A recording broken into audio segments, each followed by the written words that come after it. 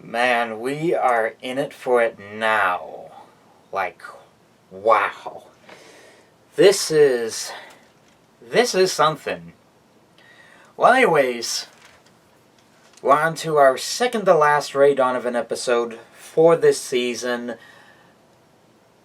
It just feels weird that this is only 10 episodes this season, when we probably would have had an extra few episodes or whatever, but this being 10 episodes, I'm a bit surprised by it.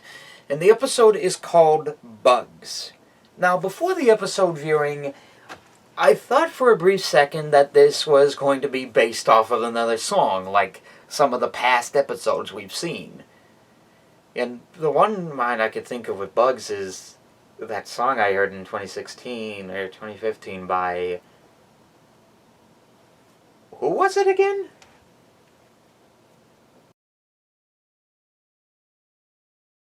Oh yes, Jeff Burgess. Whatever happened to that guy? The videos aren't there anymore, but at least the song's preserved in an album. But later on we'll see why it's titled Bugs. It's no relation to that song, it doesn't appear in the episode, I checked. But let's see what happens.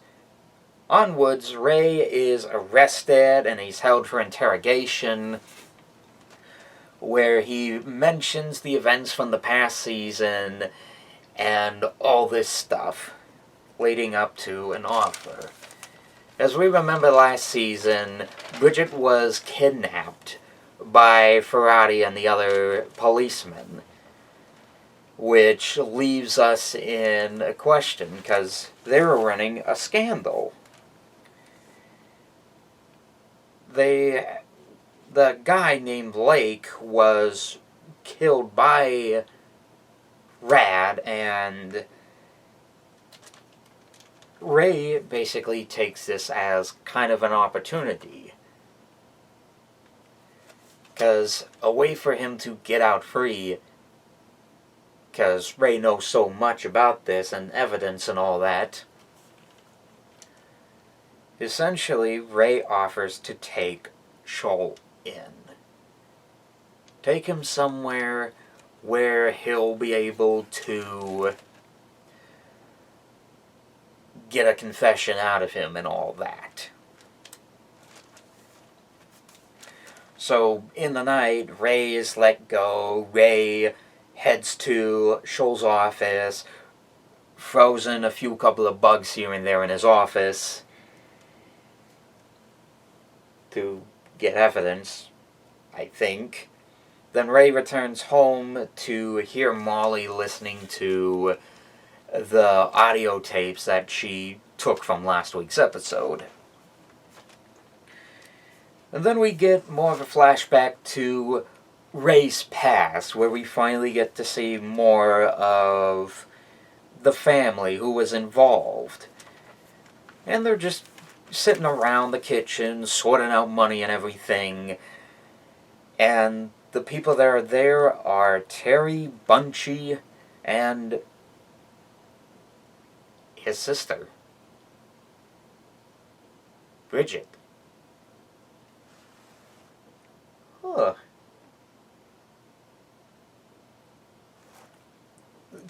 It just interests me. They kind of share the same name between one another, and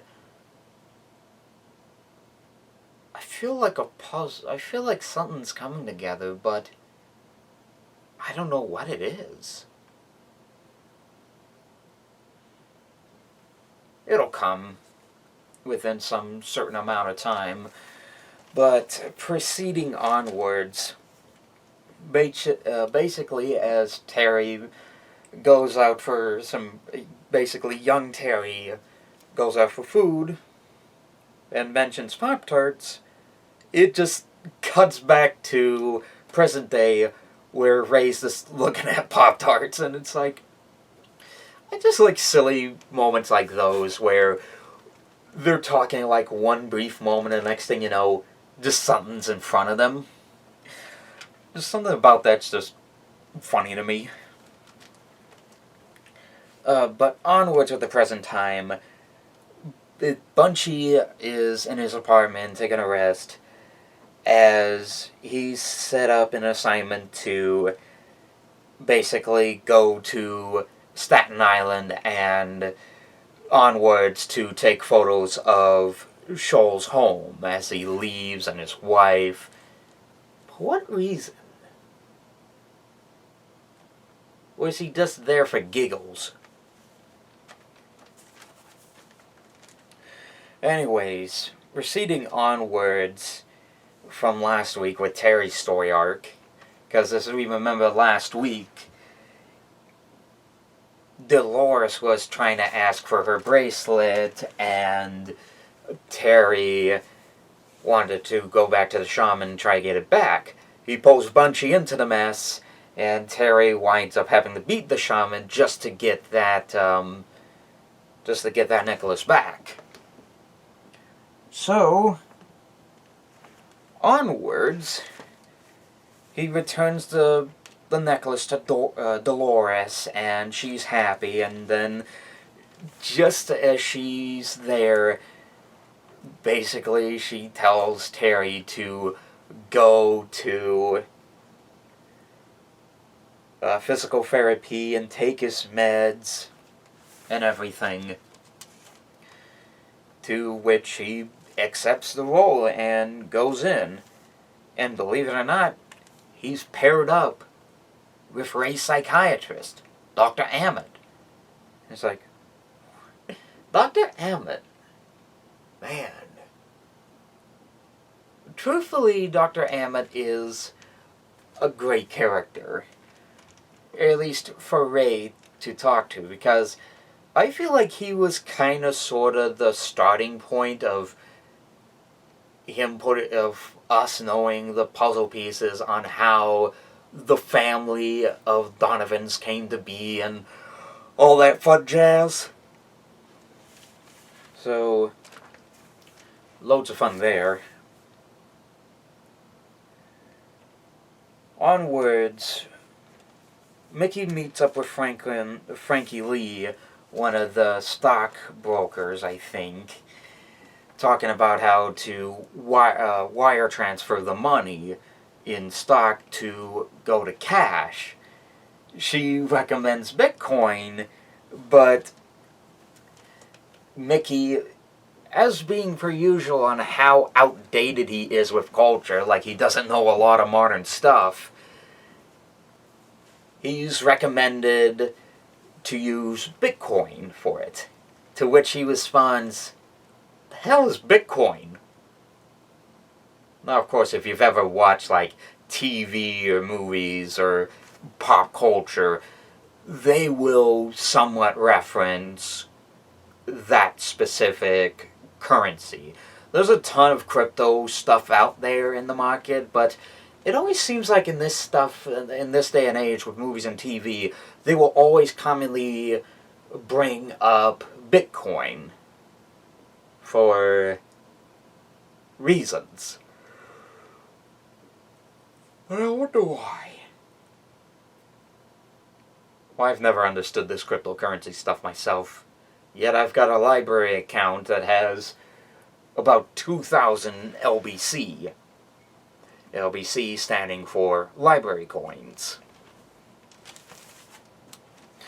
But anyways, instead of doing Bitcoin, for it in cash, it'd be around $75 million, roughly an estimate, and some of that would have to go to Frankie, especially for doing all this. Well, Ray heads up to Shoal's office and sort of kind of mentions to him that his office has been bugged by the mayor, Mayor Ferrari, whatever his name is. But that's kind of a purpose. Ray set that up. Make Judge I can't speak today, Judge Scholl. Like, he's going to make Judge Scholl feel like Ferrati is essentially tagging him, be overly paranoid, and all that fun jazz. Which will hopefully get his paranoia up, in order for him to get a confession out, which is an interesting thought and an interesting idea to pull something like that off. Try and scare the crap out of somebody. But proceeding onwards, the judge's wife winds up spotting Bunchy outside, tries to call the judge, nothing. And then Ray and Bunchy calls up Ray to be like, yeah, the wife spotted me. And just says, good. Hangs up, and again, this must be some sort of way to get him paranoid, just to get him to Detective Perry for the full-on confession, because you know how Ray was.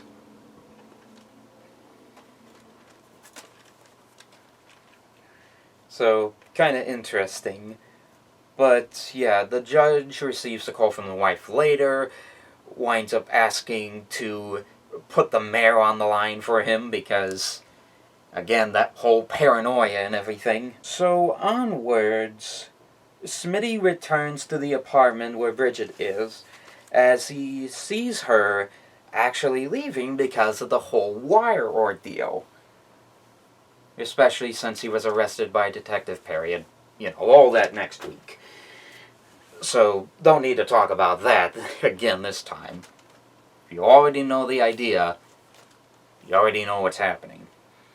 But yeah, Bridget leaves the apartment, but then she is arrested by Detective Perry. Smitty sees this out of his apartment window and basically runs out, feeling like he's been backstabbed. Which sometimes stuff like that can happen, especially in, at least in TV and movie. I'm not sure how it works in real life, if I'm to be completely honest. I'm no policeologist. Anyways, basically, during the physical therapy, both Terry and Dr. Ahmed seem to get along perfectly fine, talking about one another. He brings up what their life is like, the fact that he's basically sort of being a psychologist for Ray, and good relationship seems to be for their future and everything. So, like that.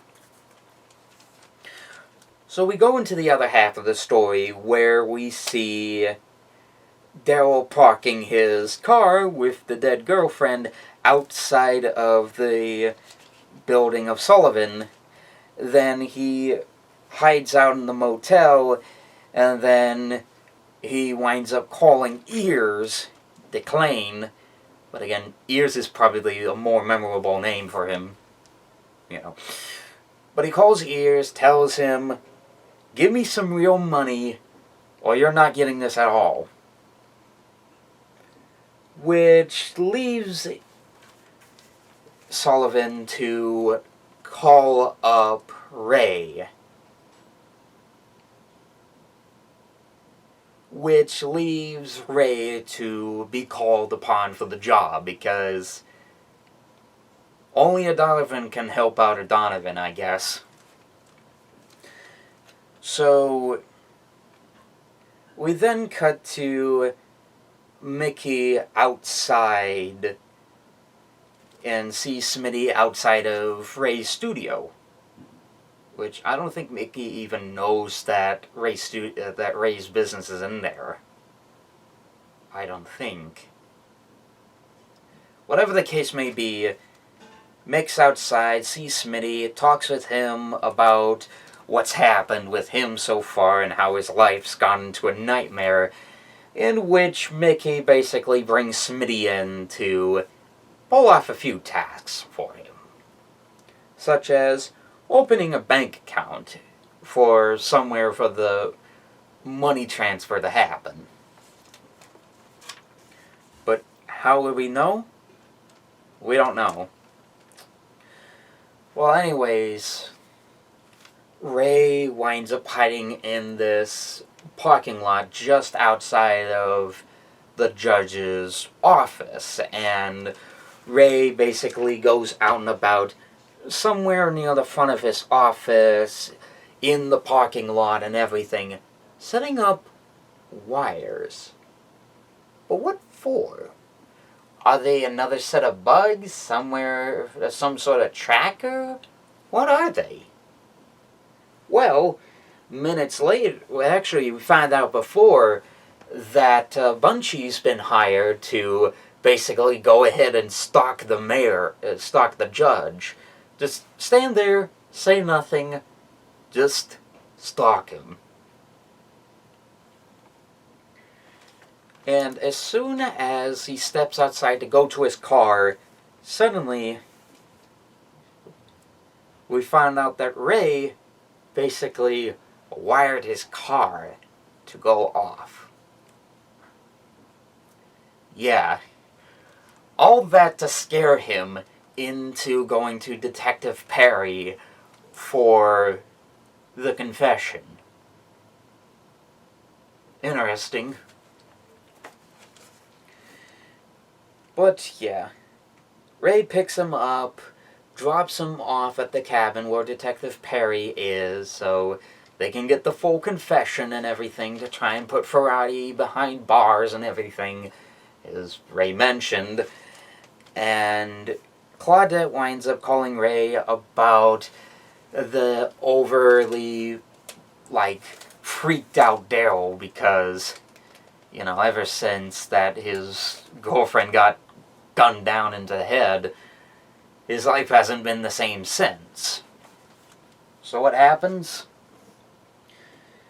Well, Claudette calls Ray about him, and he basically goes on his way to get Ray out of it. Then, for reasons unknown, it flashes back to where Bridget, in no relations to present-day Bridget, this refers to past young Ray's Bridget. This leads to a scene, two scenes we see, where she's dropped off to school, Ray tries to ask what's the matter, and she just says, none of your business, and goes off.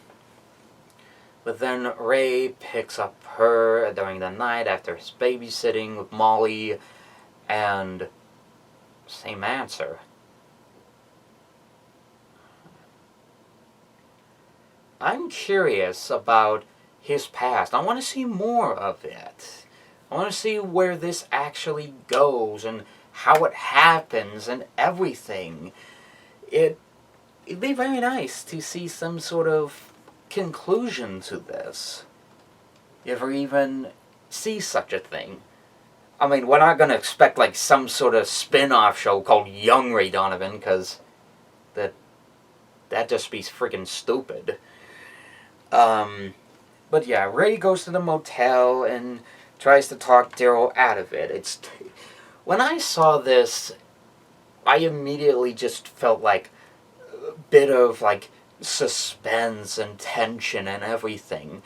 Even to the point where he's almost going to basically axe himself off. Almost suicide. But Ray manages to stop him in his place. I'm not going full on what I said in the last season, because I don't need to go through that whole life psychology thing again. But I was immediately, feeling just how he was feeling. It was that dark. So Ray gets the stocks back, and Daryl winds up telling him, "Get even with that son of a bitch." And he's off on his merry way, while Daryl just sits there and does nothing. Yeah, just nothing. Anyways, let's see how it all ends. So, the judge confesses to Perry about the whole situation with the mayor and the whole ordeal and what happened last season and everything.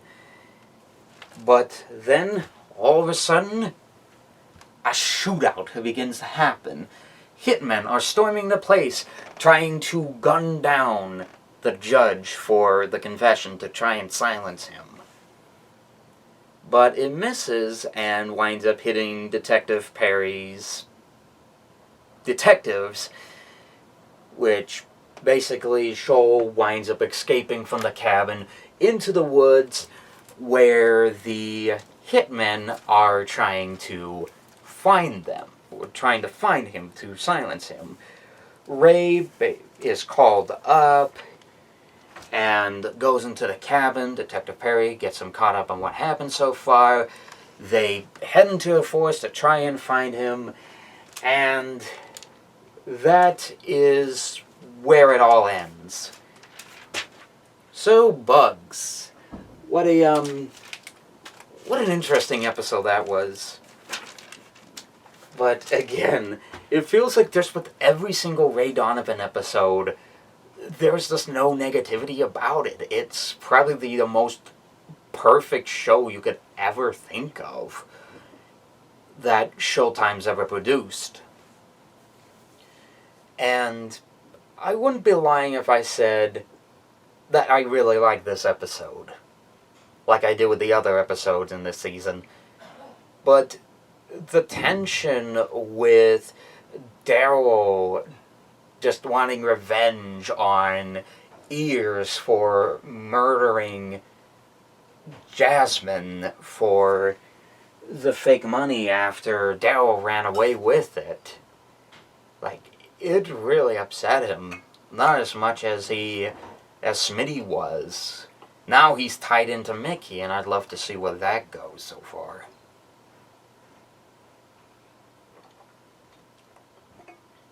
But suspense and tension we have next week until we see what happens in the season finale of Ray Donovan. But I don't know what's going to happen so far, because I want to go into this blindly, but also in a shocking manner. Because, oh boy, we're in for one big surprise for this season, aren't we? Excited to see how all of it ends? Minus 2 other episodes. Still, it's weird how this season only has 10 episodes. I mean, what are they planning? A feature movie about Ray Donovan? That would be a little weird. It'd almost be like Entourage had its own feature film after the original series ended. But I doubt they'll do anything like that for Ray Donovan. But with that said, yeah, I love how the episode ends. The suspension between both Ray and Daryl, that feels full-on genuine, and I absolutely love it. And I look forward to next week. Plus, I also have to love how one of the songs they play in the episode is I'm Losing You by Rare Earth. It's always moments like these in Ray Donovan where these people that edit the show and even pick out the songs for it, they really have some good taste in music. Like, I was actually just recently listening to Fisherman's Blues as of a moment back, and that was... I still reflect on that, and a majority of those comments I'm seeing on a page I'm watching was like, Mr. Ray Donovan sent me here. Great taste in music that show has. And it's like, hot damn. They do have some great taste in the songs, don't they? Well, anyways, with that said, I'll see you guys next week for the all-new Ray Donovan episodes.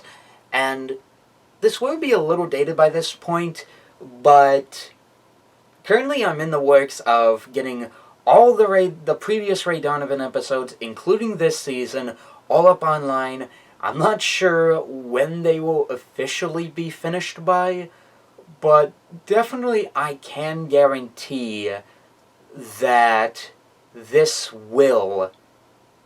all the previous episodes, plus this season, will all be up online. Yeah. I guarantee that. With that said, yeah, see you next week, guys. That'll be fun to see how that all ends this season.